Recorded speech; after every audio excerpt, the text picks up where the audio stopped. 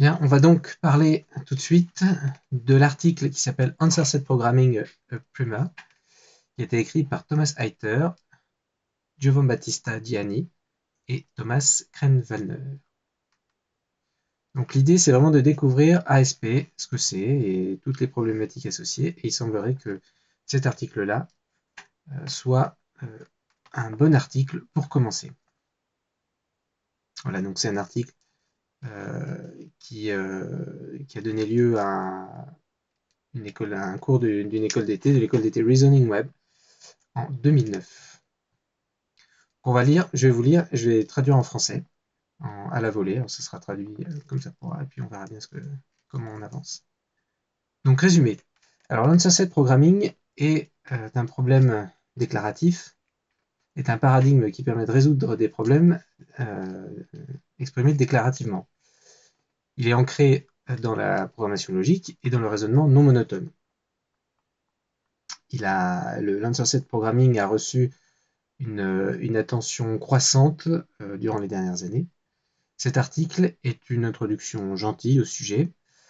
Donc cet article commence avec la motivation et poursuit en fait le développement historique du challenge de définir une sémantique pour les programmes logiques avec la négation.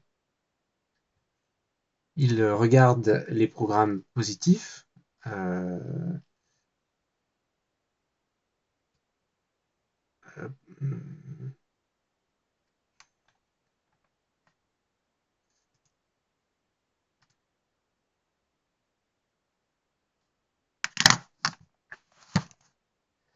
donc il regarde les programmes positifs, les programmes stratifiés et finalement les programmes arbitraires, et il procède à des extensions avec deux sortes de négations, nommées négation faible et négation forte, et avec la disjonction dans les têtes de règle.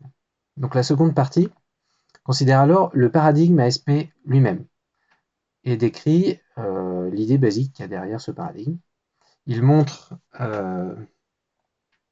des techniques de programmation qui utilisent ce paradigme, et il donne un panorama rapide sur les solvers qui permettent de calculer des answer sets.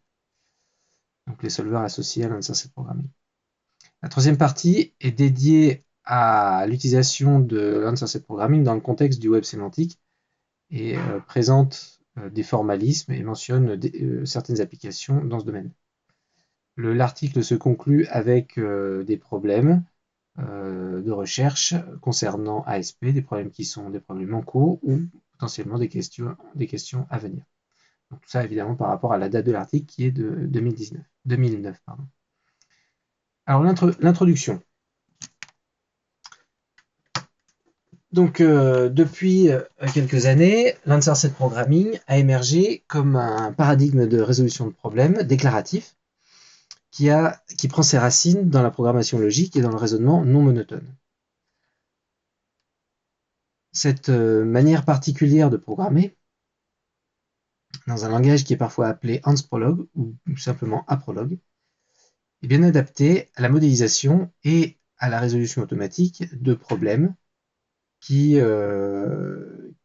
concernent en fait, qui impliquent, qui sont reliés à du raisonnement de sens commun. Donc l'ASP a été appliqué avec succès à un large panel d'applications, voire la section 6, pour plus de détails. Un nombre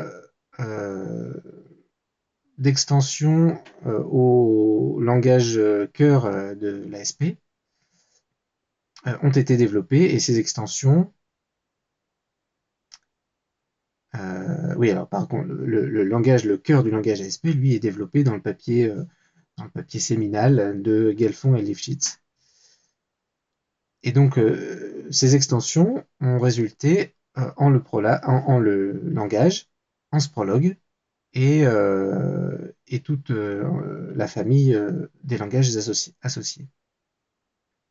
Donc, ces extensions ont pour but d'accroître le niveau d'expressivité du formalisme, et ou de fournir des constructeurs pratiques pour des représentations, des problèmes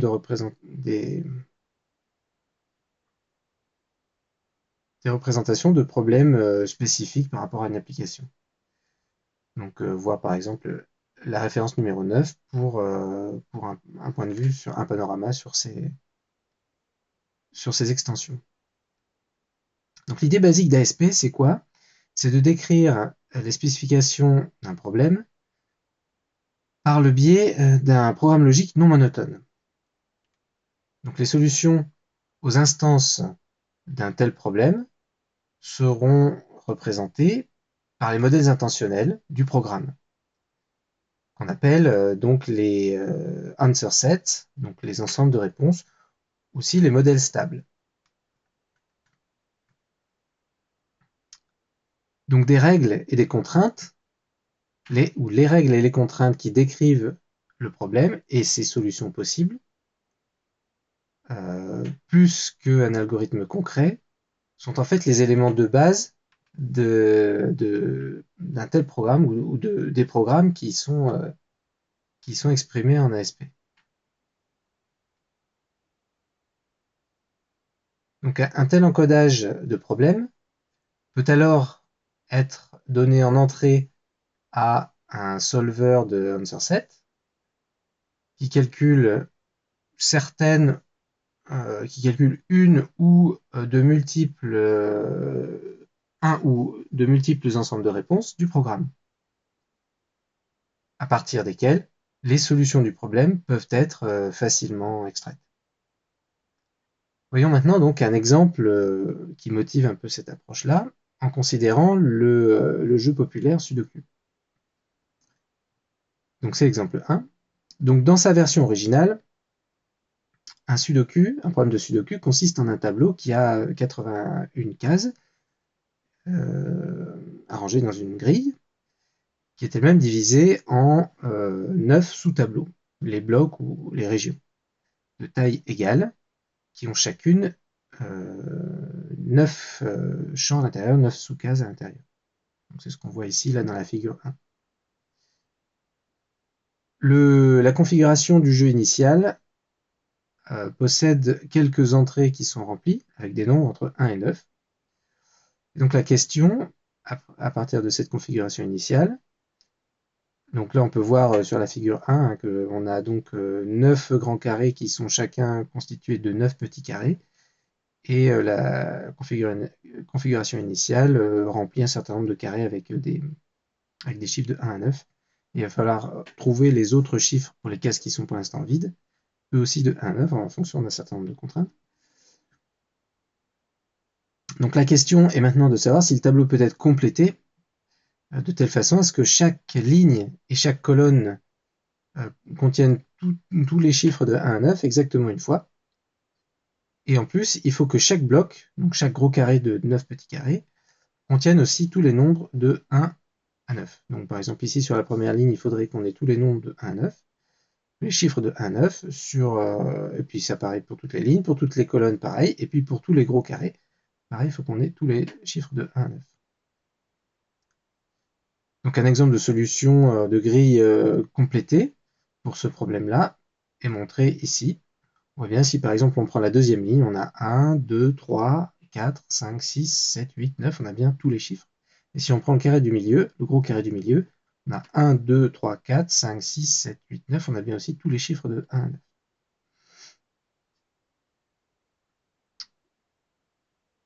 Voilà, et donc en fait on peut montrer que c'est la solution unique au problème posé initial sur la gauche, c'est-à-dire quand on n'a que quelques cases qui sont remplies. Alors en général, le problème de résoudre des tables de Sudoku automatiquement apparaît non trivial. On pourrait en principe proposer un algorithme de force brute qui considère toutes les assignations possibles d'un chiffre à une case et qui vérifie si l'assignation en fait est une solution. Voilà. Alors évidemment pour un programmeur en fait c'est pas difficile d'écrire un programme dans son langage de programmation favori, que ce soit Java ou C++, ou dans un autre langage, qui calcule et qui affiche une solution aux instances de ce problème-là.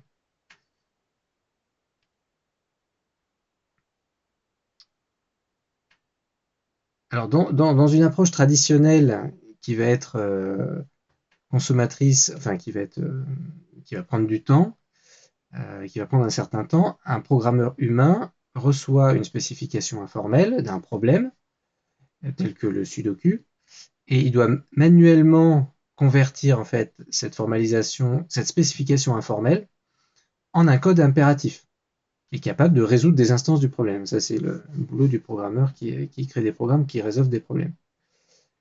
Cependant, on peut concevoir de prendre en main ce problème-là avec une perspective complètement différente. Par exemple, on peut penser d'avoir un accès à des moyens appropriés pour décrire directement le problème qu'on a en main d'une manière déclarative, c'est-à-dire avec une spécification déclarative. Cette spécification, si elle est écrite proprement, si elle est débarrassée de certaines des ambiguïtés du langage naturel, et si donc elle est écrite dans une syntaxe précise, ne devrait pas être différente de sa signification par rapport à la formulation du jeu de Sudoku de notre exemple. Et aussi, une telle spécification, donc déclarative, devrait pouvoir être exécutée automatiquement, dans le sens où on peut supposer avoir un moteur de calcul qui prend cette spécification d'entrée directement, avec évidemment une instance du problème, et qui produit une solution directement en sortie. Donc avoir un moteur de calcul générique en fait. Dans une telle vision, finalement, le programmeur humain doit décaler en fait son regard, sa motivation ou sa mission de comment résoudre un problème, ça c'est l'approche traditionnelle, à comment énoncer un problème, qui finalement s'avère être une tâche normalement plus facile et plus rapide. C'est un peu le passage, moi j'aime bien comparer ça au passage à la programmation, c'est une remarque que j'ajoute, j'aime bien comparer ça au passage de la programmation traditionnelle donc à d'un travail de développement classique en programmation orientée objet par exemple, à un travail simplement de configuration ou de setting d'un logiciel plus générique. C'est pas du tout la même chose. Donc il y a des aspects cependant qui rendent en fait. Alors pardon, je reprends. Donc on peut penser au langage Prolog et à ses extensions qui ont été conçues pour les extensions pour prendre en main des contraintes, gérer des contraintes. Et on peut penser donc à Prolog et à ses extensions comme une première approche de tels outils pour une telle méthode de résolution de problèmes déclarative. Et en effet, Prolog est bien adapté à ce cas particulier. Alors il y a cependant des aspects qui en fait font que Prolog est finalement pas si adapté à ce qu'on veut par rapport à Hans Prolog comme on le verra par la suite. Donc parmi ces aspects, il y a quand même le fait qu'il y a de nombreux problèmes assez courants qui requièrent une gestion de préférence, c'est-à-dire la possibilité de décrire quelles sont les solutions qu'on préfère sur d'autres par rapport à des critères de qualité. Et de gérer proprement aussi de l'information incomplète, c'est-à-dire la possibilité de compléter d'une manière claire l'information manquante avec des hypothèses par défaut ou avec des hypothèses de falsity, de, de négation en quelque sorte, ou avec une certaine notion d'undefinedness, d'indéfinissabilité. Bref. Donc en fait, l'exemple qui suit finalement montre l'impact de ces aspects-là. Donc c'est l'exemple 2, c'est l'exemple du dîner social, social dinner. Donc on imagine les organisateurs de ce cours en train de planifier un dîner sympa pour les participants du cours. Pour que l'événement soit un grand succès, les organisateurs décident de demander aux participants du cours de déclarer leur préférence personnelle pour le vin. Donc bientôt, les organisateurs se rendent compte du fait que il n'y a pas de vin, ce qui satisfait tous les participants de la conférence. Et donc, leur but, et donc ils vont avoir comme but de trouver automatiquement la sélection la moins chère de bouteilles, telle que tout participant peut, peut avoir son vin préféré au dîner. Cette solution devrait prendre en compte que chaque personne, d'habitude, aime le vin de son propre pays, mais, mais pourrait ne pas aimer le boire quand il n'est pas dans son propre pays. Alors là, je vais faire une petite pause parce que je ne suis pas sûr de bien comprendre cet exemple.